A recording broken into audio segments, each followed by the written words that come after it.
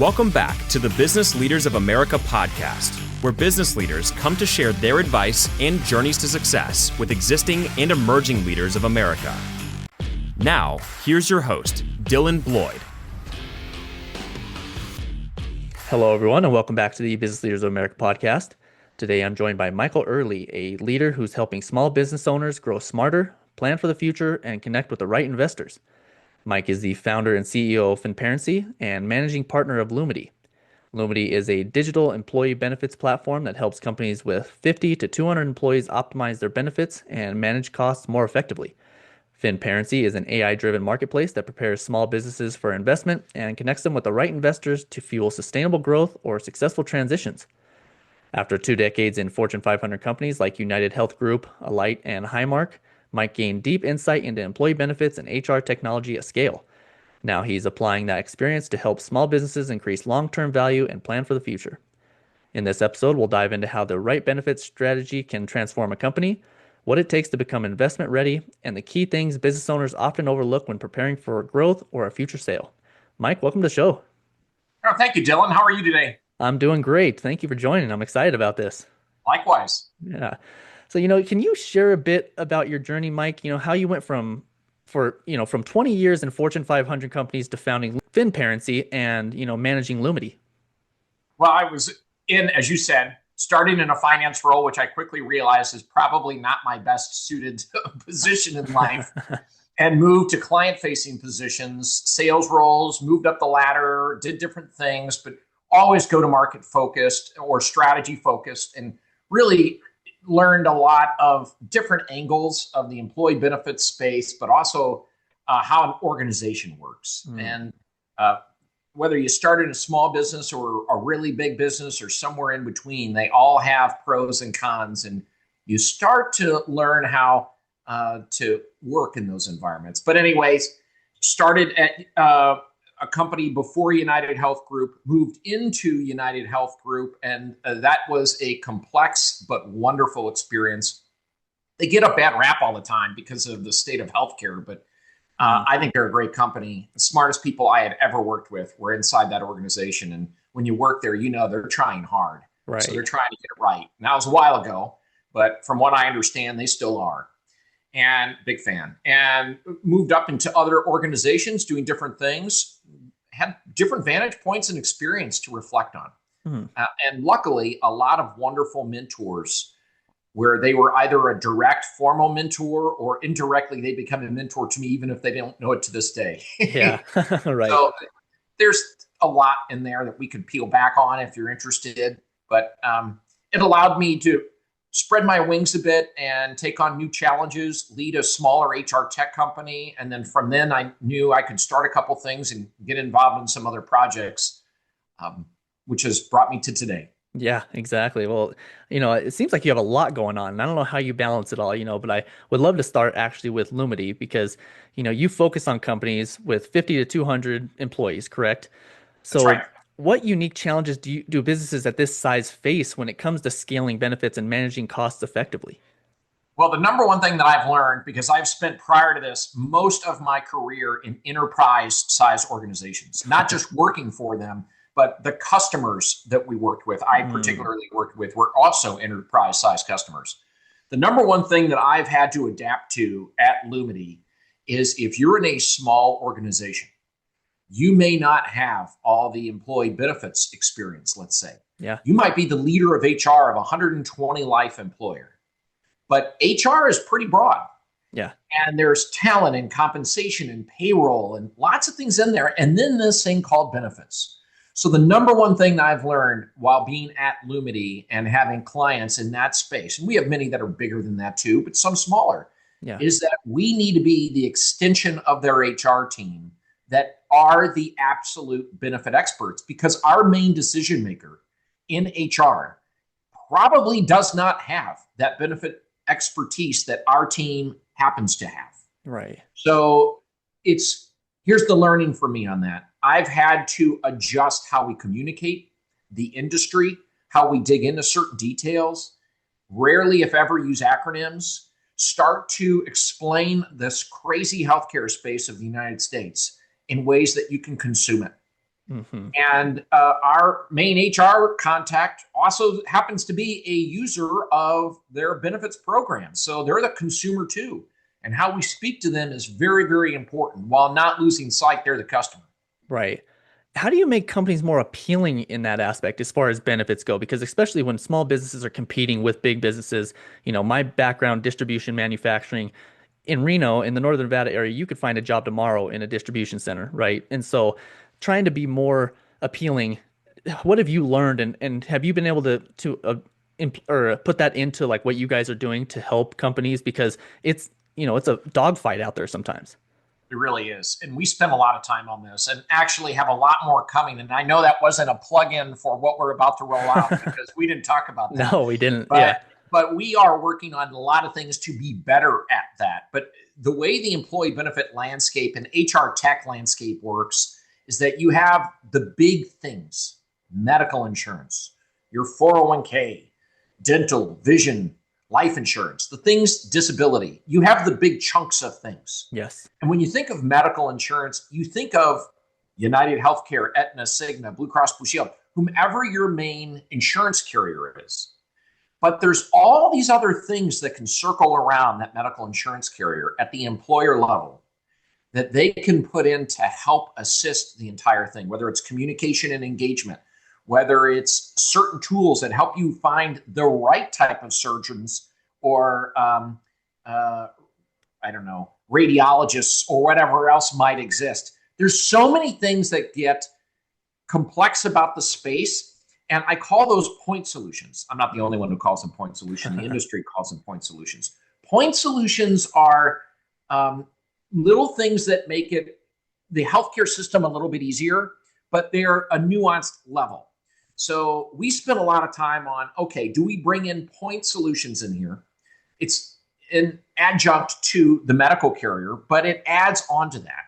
And there are ways that you can do this that really helps that small business employer stay competitive with the big employers so that their employees are getting what they need. Mm-hmm. And that's important. It's very important. You're right, because not every company can pay the highest, right? And that's obviously what people are always looking for, especially in the economy today, right? So everyone wants to make more money, but you have to differentiate yourself somehow when that's not an option, right? Right. Yeah. No, I love that you guys are doing that. So what are some biggest mistakes that business owners are making when it comes to this? Do you see a lot of them making common mistakes? Yes. They don't take it seriously at all. And when a business owner does that, that's a big problem. Yeah. So a business owner has to dig in. For that size employer, a business owner has to be able to dig in and say, okay, what are the different options here? So I'm rambling. The number one business owner mistake I think they make around employee benefits in general, if that was your question, or do you mean in general of everything? No, in what your space? Okay, in our space is that they choose not to understand some of the key basics and they might assign it to somebody else.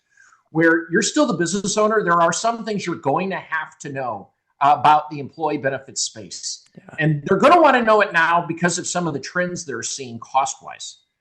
It's all over the news, whether an employer has to use some of the ACA plans, the Obamacare plans, if they depend on that, if they're really small, or they're in the commercial marketplace in general. The costs of healthcare this particular year was extraordinarily ugly. Mm-hmm. So a business owner that didn't pay attention to it before and was kind of like, yeah, don't worry about it. They're starting to realize, okay, this is a big deal. I need to dig in. Yeah. So they're digging in and they need to do it in general to understand what their employees see. So that's important. Yes, you're right. So are you guys working with companies all over the nation, or are you guys specifically to certain regions?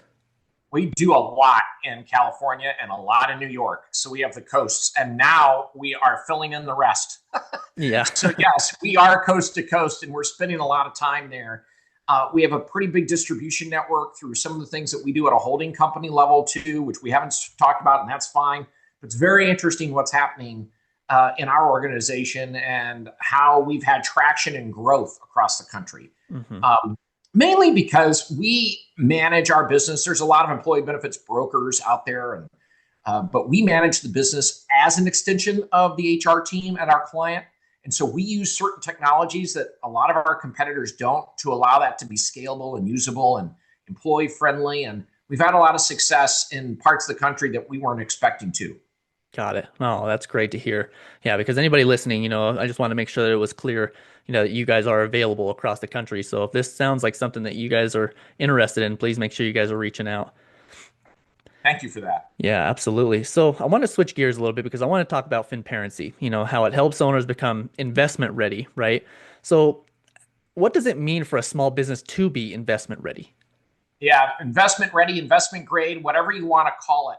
What, in my opinion, or the industry's opinion, maximizes your potential exit value if you were to sell that business? Yeah. That's investment ready. But to get investment ready, there are certain things. And a lot of business owners in the United States, specifically, let's say under 30 million of top line, don't have the support and they don't really know what you need to do to get ready. I've had this conversation with so many people where I describe what I'm doing with Finparency and our team is doing with Finparency. I describe it with one example. And so it is a made up example, but it's my favorite example of all. If anybody who knows me listens to this, they could probably recite it because I tell this one all the time. But it's, let's pretend I'm Mike and I own Mike's Muffler Shops. Okay? Yes. And I own 5 locations and I've owned the business for 20-ish years. I have 100 employees. I'm 25 million of top line revenue. And I'm 62 years old. I have 2 kids. They want to be Instagram influencers. They don't want to own Mike's Muffler Shop. That's not sexy in their world. Even though Mike is crushing it and he takes home a lot of money a year. When you start to talk to Mike about, okay, your kids aren't going to take the business. What are you going to do with this business one day? You're like, it's a burden. And trying to go through the ideas of becoming investment ready, if he knows that phrase, is almost overwhelming. Yeah. And unfortunately, a lot of businesses and business owners like Mike of Mike's Muffler Shop rationalize, I've made and saved plenty of money. I'm just going to close the doors. And they do that. And this is happening in waves across the United States right now because of really two reasons. Yeah.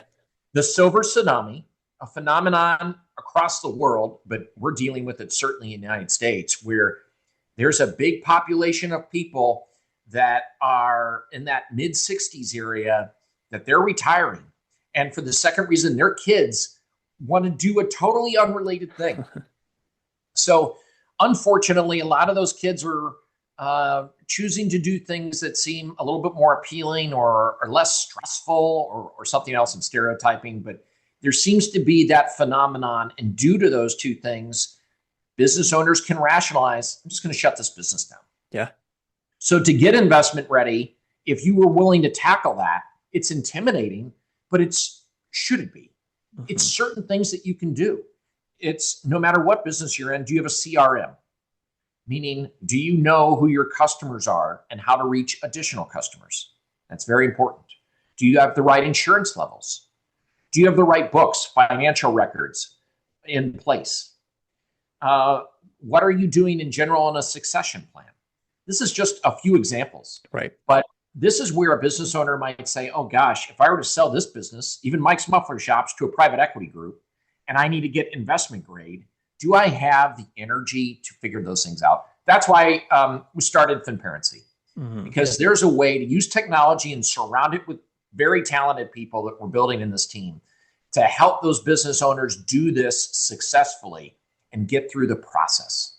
And I'm getting very excited by what I'm hearing from prospective customers already and what we can do on this front. Yeah. That was a long-winded answer. No, it was a perfect answer because it really breaks it down for everybody to understand, what's coming. Because I've had other guests who have spoken about something similar as far as how this is actually the best time to be picking up small businesses. There's a lot of businesses going to be on sale right now, and so if this is the opportunity to really take advantage of that, right? It is. And how you match up. We have 4,500 private equity groups in the United States, 4,000 family offices. There's something like 700 investment banking firms. And then the myriad of the ecosystem of lawyers and accountants and everything else you need in this. No wonder the Mike of Mike's Muffler Shop puts his hands up and says, oh, this sucks. Yes. I'm just going to go back to putting mufflers on cars and then shutting it down. But we can't afford as a country to let these great businesses shut down. We can't do it. No, you're absolutely right. We have to go through a process to get them to the other side. Mm-hmm. Right.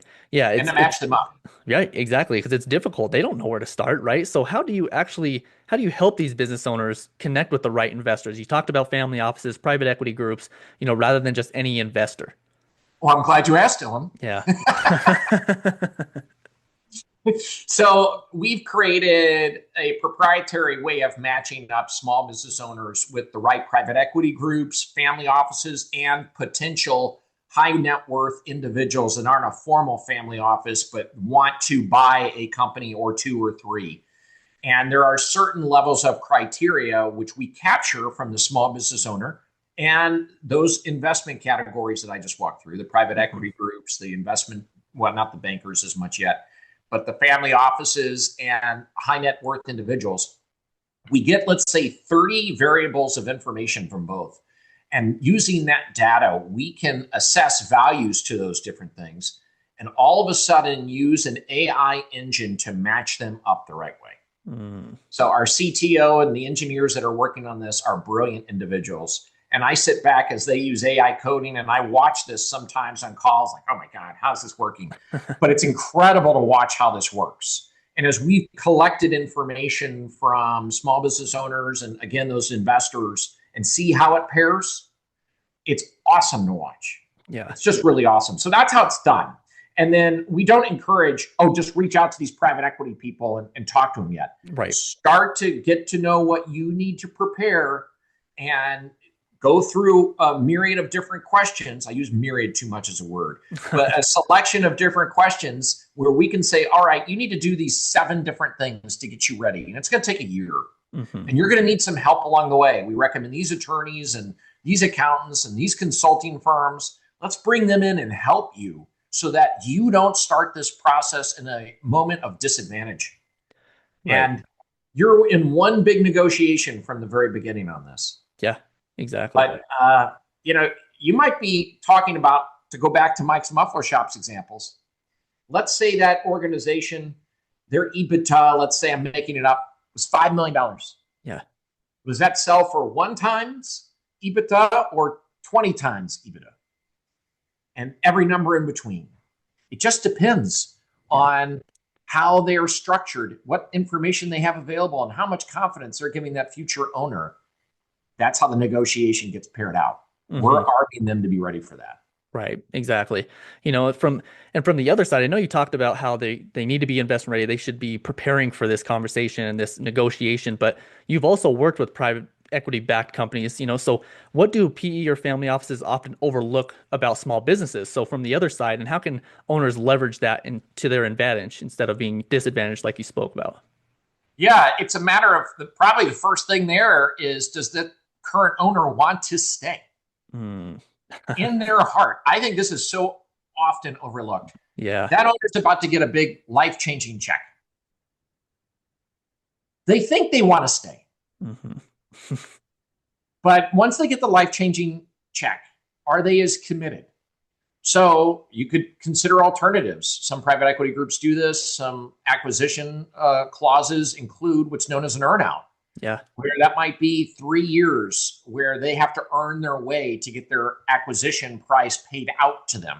Now, that also burns some small business owners. Both sides of the equation need to be very careful how that's structured. And legal language matters. Yeah. So it's so important to look at the terms and conditions of that fine print. But that's often a very overlooked thing. It's not just a matter of saying you want to stay at the business if you're the business owner. It's truly saying and looking yourself in the mirror, do I have the spirit to do this for 3 more years? Arguably harder than you did it before. Yeah. So that's very important. And that's the first one that sticks out to me is the commitment truly from both sides. Conversely, if I'm the small business owner, and this is why being paired up with the right private equity groups and family offices should not be overlooked and why we're developing this technology. It's already there. But there's so many different potential owners that you can get paired up with the wrong one. And if you are, your life is not fun. Mm-hmm. Private equity gets a bad rap.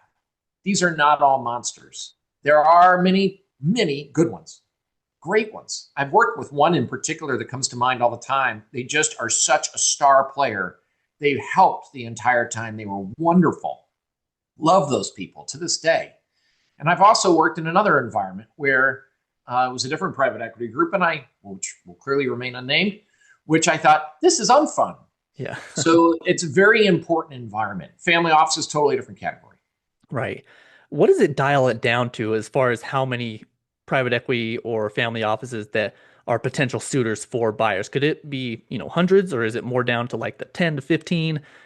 How accurate does it get down to?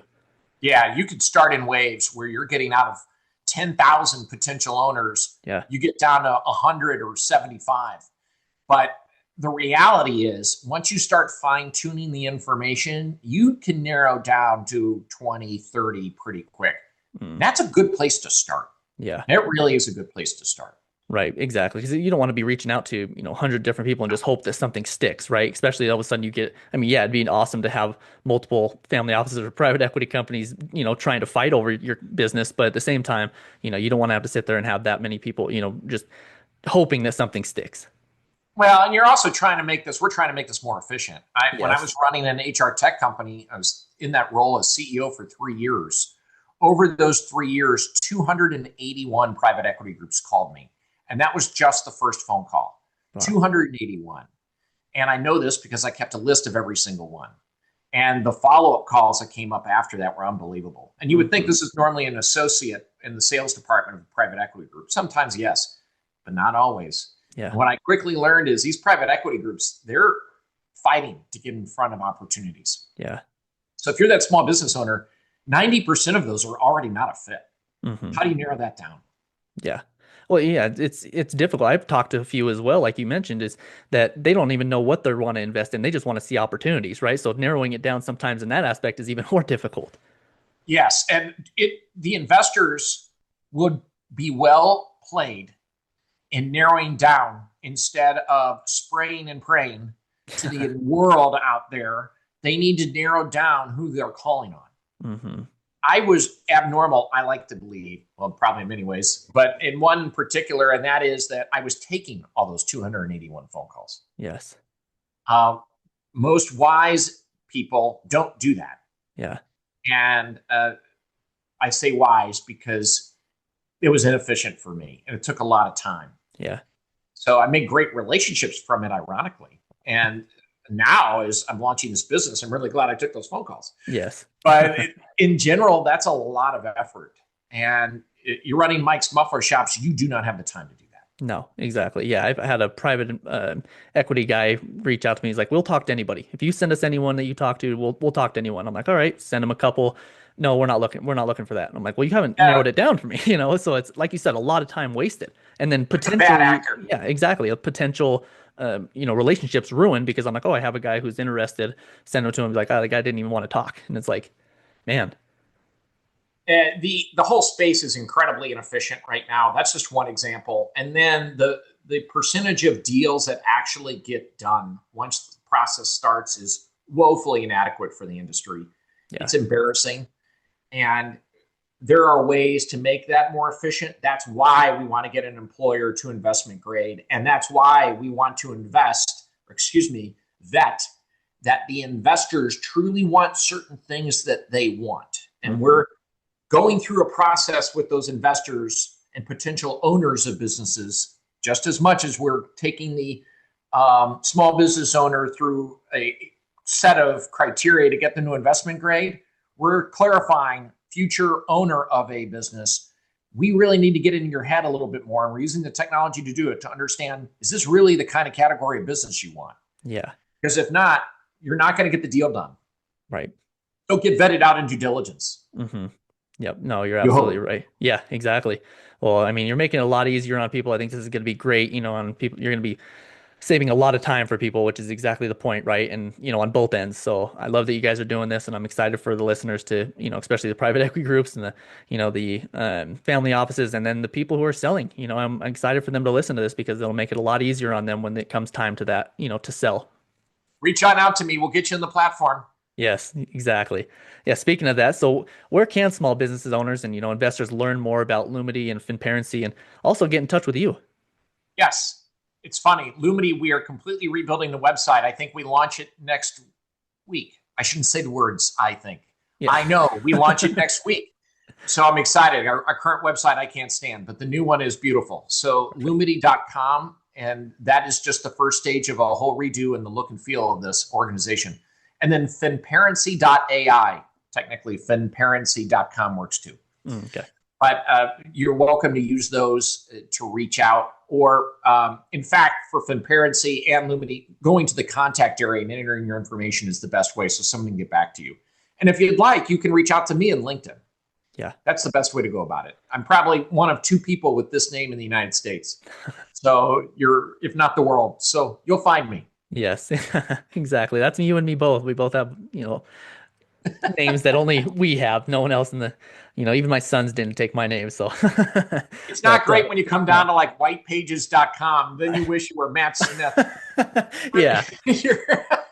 Yep, exactly. You can't hide. It's harder to hide. Yes. But other than that, it's great. Right. You're right. No, that's perfect. Well, I'll make sure that those are in the show notes and a little more easily accessible. And anybody looking into Lumity know that in a week there's a new website. So if you don't like the current one, check it out in a week. Yeah. Yes, exactly. Well, Mike, this has been amazing. I do really appreciate you joining us today. I do always like to end the podcast with one piece of advice for entrepreneurs. So I do have one more question for you. So if you could leave one key piece of advice with small business owners about planning for the future, what would it be? It is, don't take it for granted, which is, that's really a depressing thing to end the podcast on. It's like, oh, your future is unknown, but it's you're doomed. Yeah. No, it really, all kidding aside, it's just a fast changing market right now. It's a fast changing market. It's more important than ever to be engaged in your business. And I'm not always the most detail-oriented human being, but right now, details matter because knowing your customers and understanding what they want with detail will make the difference, and that will help to secure your future. Yeah, that's perfect advice, Mike. Thank you for touching on that and sharing that with the listeners. I really do appreciate you joining today, and I look forward to speaking again soon. And thanks again for joining, spending time with me and the listeners today. Thank you, Dylan. I appreciate the time.